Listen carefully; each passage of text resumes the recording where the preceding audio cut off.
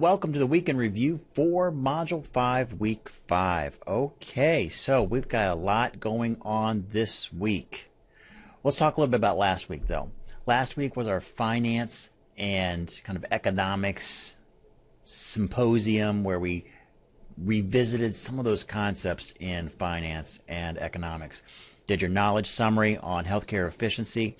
Those are looking very good. And then also we did our case study on the robot. And I hope that got you to thinking about some of those finance concepts that you had learned throughout the program and kind of bring those back through that case study.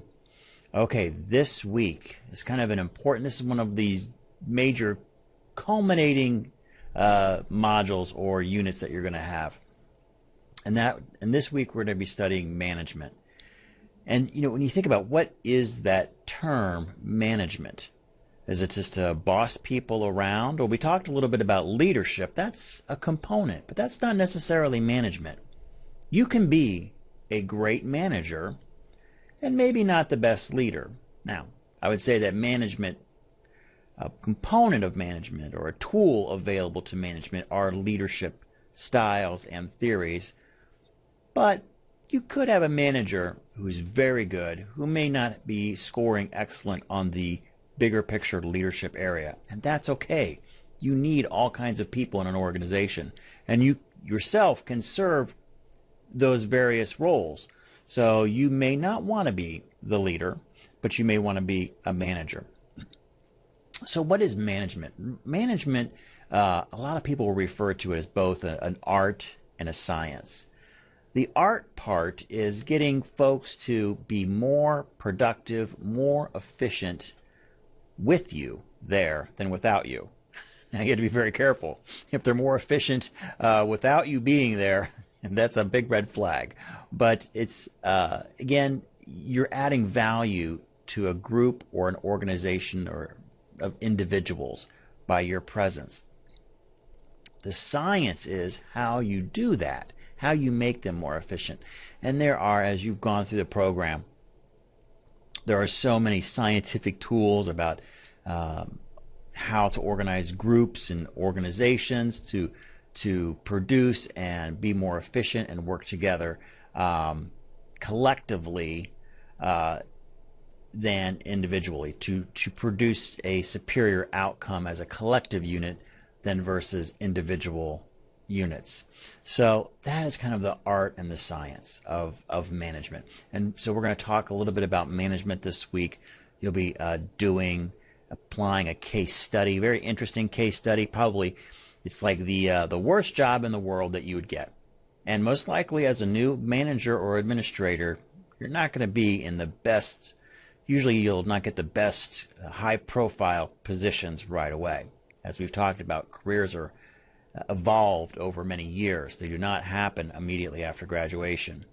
But it is a situation very, very will hit home to a lot of folks. You're put into a pretty ugly management situation of a healthcare clinic with a lot of problems right away. And it's going to get you to think about how you might use both the art and the science of management to resolve that situation. Okay. Another thing that we're going to be looking at that's kind of aside from the major topic of the module is how you stay informed. How, as a professional, and you've noticed throughout this class, there's a couple of tones. One, we're looking at what we've done, and then also thinking about your professional development too, going forward, and kind of making sure that you have touched on those subjects at least once before you leave us. And one of those is staying informed. As a professional, that's kind of the hallmark of professionalism. Everybody says, I'm a professional. But actually, professionalism does have some clear-cut distinctions versus other careers. And being a professional, one of those hallmarks is staying informed with your profession. Another hallmark is maybe continuing education, mandatory continuing education requirements. A lot of what we would call professions require that. But part of that's, I guess, self-initiated. You need to stay informed about your profession. And that profession is healthcare, healthcare management, healthcare administration. How do you do that? Now, it may be websites, it may be publications, it could be belonging to professional organizations. That's up to you. Now, I belong to many professional organizations, and I also get probably a half a dozen publications. Now, I'm pretty much at the maximum of what I can effectively review in any given month, but I would say having at least one or two resources that you keep informed about your profession is a definite habit to develop. Now, why is this important, staying informed? Well, for your own career benefit, it helps you to identify trends that maybe you want to be a part of. It could identify potential pitfalls, dead ends in the profession. You may think, oh, this is the greatest thing in the world. I want to go into this part in healthcare management administration, not knowing that that's an evolutionary dead end and is going to be phased out within a couple of years. So you want to stay informed just for your own career growth and knowing where the opportunities and the threats may lie. Also, when you're working that job, the other benefit is you want to stay informed. You want to be able to add value to the position that you do have by staying kind of the cutting edge trends, what's going on, is there a better way to do that? The science part of the management, when we talked about the art and then the science, kind of more of the science piece in there. So find some resources out there. Some of them are expensive, I will say that. Some of the publications do have a pretty hefty price, but the companion websites that go with some of the monthly professional publications are free. And there's tons of them out there for healthcare administration and management. So find a couple that you really like and bookmark them and do revisit those frequently, especially when you're sitting in an interview. You can stay informed about the profession. Like, do you know what's going on with ICD-10 and ICD-9 that just happened last week? A major deal that's affected ripples throughout the entire healthcare community happened because of what Congress did last week unexpectedly, costing millions and millions of dollars to organizations. On the flip side, it benefited physicians as well. So, there's a give and take there, but this was a big deal and it was totally unexpected. But staying informed, getting those email notifications, which you can sign up for free from some of these organizations. 11 o'clock at night, my phone dinged and I looked at it and it said that this particular bill had passed Congress and was moving to the Senate, which was a complete surprise. And then it passed the Senate the very next day. So, again, find ways to stay informed. All right, now, of course, the big thing due this week is your crowning achievement of the program. That is your Move Note presentation is due. Let me just go over some highlights, what to revisit. So please don't continue to watch. All right, so here's especially some takeaways from the leadership presentations. Now, all of you got the feedback. All of you got your peer feedback. Some you got more peers than others because simply more people decided to watch your particular video than others. But I think everybody got at least a little feedback. Some people got 2 pages of feedback. I know some people only got a few sentences because that's only the luck of the draw from your peers watching your video. All right, so what to keep in mind for this Move Note. One, again, it is your crowning achievement. This is going to be viewed by multiple people here at the college, not just me, but Dr. Watson and others. So please treat this as, this is your big project. Make sure that you've met the time requirement. If you notice on the syllabus, it's 10 to 15 minutes. Hit that target range. There's no bonus points for more, but there will be deduction for less. Now, let me go quickly. Have we ever had anybody fail capstone? Yes, we've had people fail capstone. So please, again, treat this as a serious assignment. All right. So again, with time requirements, try to hit it on the button. 10 minutes is fine. 11, 12, great. Don't go over 15. Don't go under 10. Slide requirements. I give you exactly what each slide should be. Now you can be creative and kind of maybe retitle it, but the content of those slides should be that. You can add more if you wish, but at least address those slides. Now, if you notice, the slide content that I have listed in the syllabus and in the project assignment matches exactly what's on the paper that you'll be producing for me at the very end. So there is no surprises there. It's all matched up to exactly what you're writing currently for Dr. Watson's class, what you'll be also adding to my class and to your final paper. So you're following that template. Okay, so make sure you've met the slide requirements. Professional projection, demeanor or projection.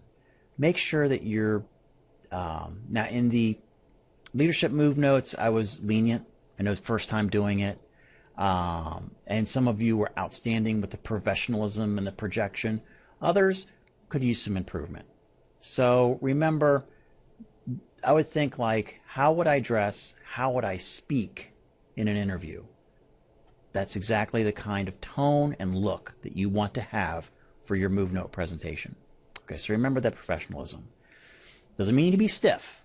You shouldn't be stiff in an interview. You should be, fluid, but professional, and look and have a professional dress. I don't care what, again, all we see is the top half of you.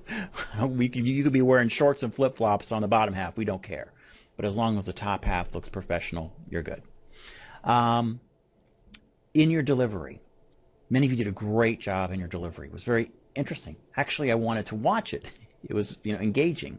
A few of you, were winging it a little bit, I think. Maybe could have practiced your delivery a little bit more. But remember that whatever you do, that professional tone, but don't read us your paper. We don't want to have you looking down and going, and then we did this, this, and this in the practicum, and I was assigned to do the following projects, which were at least blah, blah, blah. No one wants that. Speak to us. Talk to us. Don't read. Rehearse. I guess is my little catchphrase. Rehearse it, and then speak it back to us. And for some of you, I know some of you were almost nervous. Try to relax a little bit. Now it's easy for me to say because I've shot over 200 of these things. I'm still nervous when I do them, but try to be relaxed. Good eye contact. Most of you had great eye contact. So again, keep up with that. Make sure you're looking at the camera just as you would look at an audience. An occasional glance down is okay, but remember your audience is that webcam, which is us on the other end.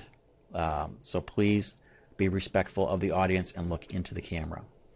As I'm looking at my notes, this is perfectly okay to glance down at notes briefly.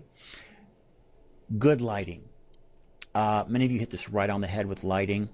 But remember, try to put some, these cameras in laptops are not very good as far as lighting. So try to throw more light on yourself. Put some lamps behind, especially critically, the lighting behind the camera. Make sure you have plenty of lights behind the camera, maybe 2 lamps of good wattage behind the camera, putting light on your face. Be careful of any backlighting. A few of you shot your videos in front of windows, which makes a silhouette feature. Don't use any backlighting, okay? Just, if anything, use the front lighting. Behind the camera, coming onto your face is the best thing. And it will be actually kind of bright. I mean, right now, I could probably throw another light in here for even more, but this is kind of almost to the point where I want to squint. So you kind of really want to put a lot of light on yourself. Okay, lighting. Audio. Many of you had great audio, some was a little shaky. Remember my suggestions for audio. If your audio was shaky, if we can't hear you for your presentation, you're going to get a point deduction. So make sure we can hear you. We can clearly hear you. That may mean buying that external mic. I noticed some of you had bought that, and your audio was great. Again, they run about $10 to $15 at Walmart. Be careful about your audio, because you now know what you sound like. You know from your previous move note, you know what you can improve on. Camera level.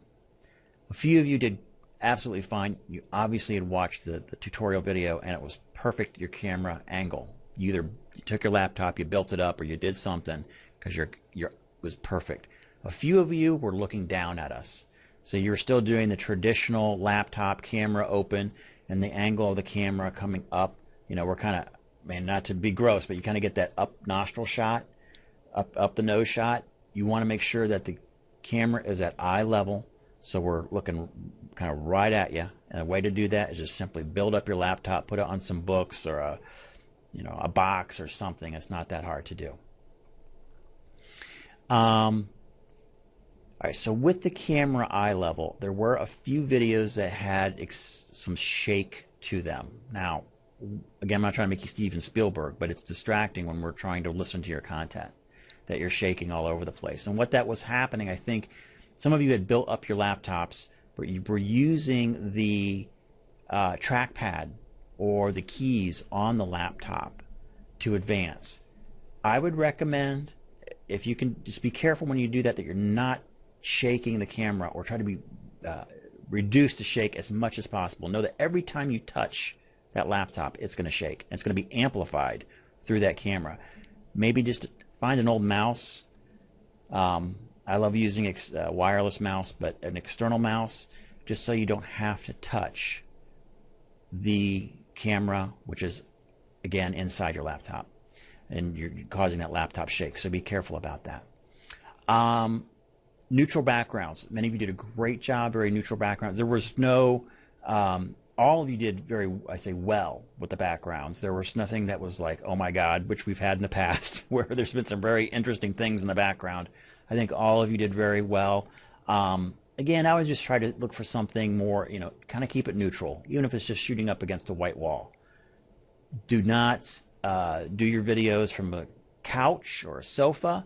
Again, find a chair that's very subtle, that you really, again, can't even tell that you're doing it from a chair. I mean, we've had some that were not in this group, but that people were doing it on sofas.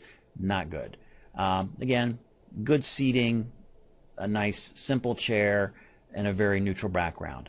Again, all of this isn't to make you Steven Spielberg or J.J. Abrams, because I guess Spielberg is passé. But what it is to make you do is to for us to not even see that. We don't even want to see the distractions. We want to see you and your presentation and your good slides. My last point will be on slide construction. Some of you did have some very good slides. Some were a little busy. Just remember, nice big font, simple message, maybe 3 to 4 bullet points. Have some visual interest on there, maybe a picture or something. Avoid the use of clip art. By the way, clip art is kind of a big no-no. I did not address this with your group. I'll have to bring it up next time. But if you watch this far, please avoid, if you can, avoid the use of clip art. It was great in the 90s when it first came out, because that's all we had. But right now, there's billions of very high quality images that you can get out there from you can get them on Flickr, you can get them from many sites at no charge, that without any copyright problems. So please, if you can incorporate some interesting visuals on those PowerPoints, that would be great. But remember, we got to be able to read your font too. So nice big fonts, simple messages. Again, you can always go back to those tutorials that I have and review some of the basics. Remember, this is your crowning achievement. This is going to be your major presentation of the program. Please treat it as such. It is a huge quantity in points. So, but I think, after what I saw in the leadership presentations, I know all of you will do well, and I think all of you will exceed, the original expectations in that first assignment. You're going to bring it up a notch. So excellent job. Some of you were dead on perfect with the move notes and maybe just minor tweaks to really bring it up to the next level. All right, so this is going to be a busy week. Hopefully you took advantage of the weeks previous to do some work. Please try to do these move notes early and contact me if you have any problems. I know we had one major technical issue, which thank God we finally figured out at least a workaround. And it wasn't the student's fault. It wasn't, I think it was MoveNote actually had glitched on this particular one. So please do that this week. I will have limited availability over the weekend. I have some other requirements that I have to do. So please, I try to get that 1 to 2 hour turnaround on text messaging. That may not be available this weekend. So please, please, please try to get those done this week before Friday night, at least the major technical parts, because I may not be available to help you over the weekend. All right, excellent. All right, great job last week. Again, busy week this week. You know how to contact me if you ever have any questions or concerns. So, excellent job. All right, and as always, thank you for watching.